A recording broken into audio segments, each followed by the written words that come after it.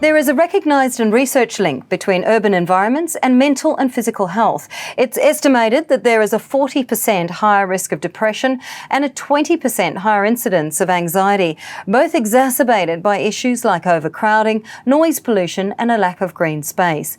Well, to talk more about solutions to these problems, I'm joined now by Professor XIAOQI Feng, Associate Professor in Urban Health and Environment from the University of New South Wales.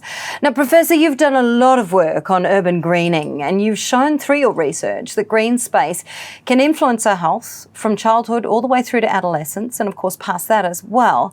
Take us through your key findings. Oh, thank you very much, Ariel.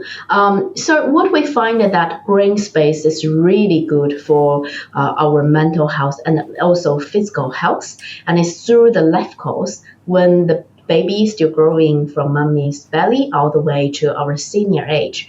So we find that if people are living closer to a certain amount of green space, we typically find it's 30% or more. They tend to be more physical active, and they have better mental health comparing their peers who are living with no or little green space.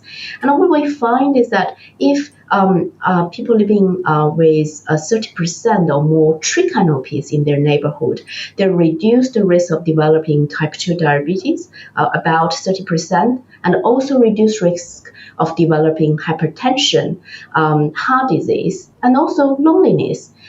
So my research and my team's research shows that really important that we having a greener city. So if we take this into what's happening in Australia, you're obviously based in Sydney rather. Sydney and Melbourne, they've got targets when it comes to green space and how they want the cities to look. So if I look at these numbers, Sydney's targeted 40% green cover by 2050 and 2040 respectively. Is this achievable for a start, and is this enough? I think it is possible to achieve that target. As I can see that city of Sydney used our research, made this policy, and so the target around is 40%, as you say, because we found that 30% or more could have these health benefits, physical and mental health.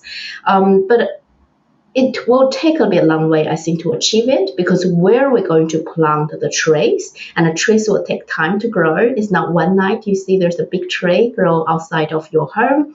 And also the quality of the green space. Are we going to just simply have new parks, or are we going to also have the high quality park that everyone feels safe to go, and there are enough things for them to enjoy and play with their friends and family. And where are we going to place those new parks or the new green space? Are those places already have a lot of green, and all the places that they really could do with more green space benefit their health? So those questions still remain, and I hope that we not only just target the 40%, but also think about carefully where and also the quality of the green space.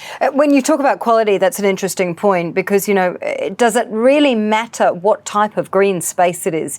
Whether it is a park with trees and gardens and so forth, or whether there's a huge patch of grass in the middle of the city. I mean, how important is the type of green space?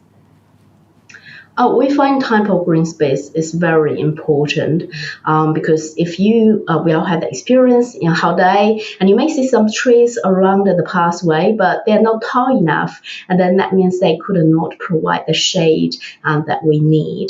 And I also say that some of the places that have a lot of grass, which looks nice, but there's no cover of the tree canopies or shade, which means in a really hot day, we could not really use it. So carefully design about what type of green space and also type of the shrub or trees that we need to plant is very important. Again, this is why I think urban planning and with nursery industry should really working together. Yeah.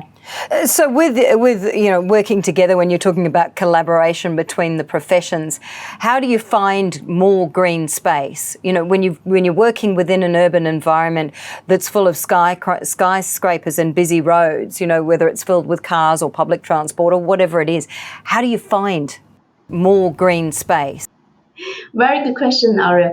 I know that it's really difficult, especially places like Sydney, Melbourne, Brisbane.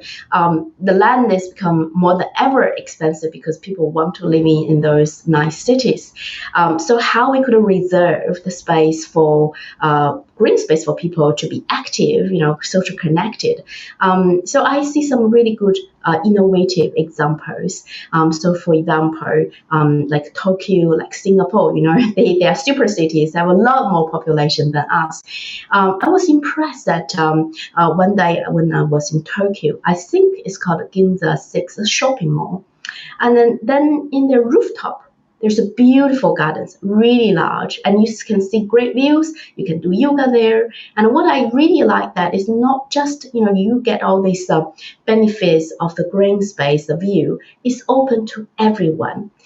We do have the parliament in Australia, but as you know, most of them, they may have a small garden, either rooftop or within the complex, but it's only allow the residents to access to it.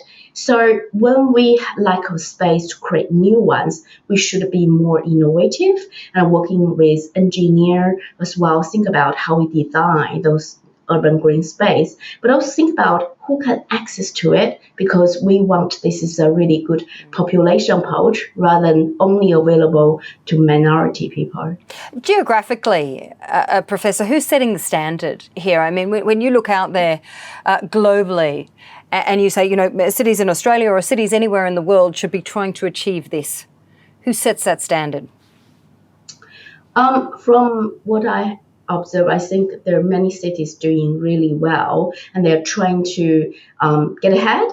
So, like Singapore is a really green city. If many of us probably have already been there, and when you get off from the airport, even in their airport, it's very green. I think they are really ahead. But on the other side, there are cities in the world like Barcelona and cities in Canada. They are trying to achieve the 30% as well. And as I mentioned, for example, like in Sydney, we have this 40% target. So I'm so glad that many cities realize how important the green space to us, to our physical and mental health, and they are taking action.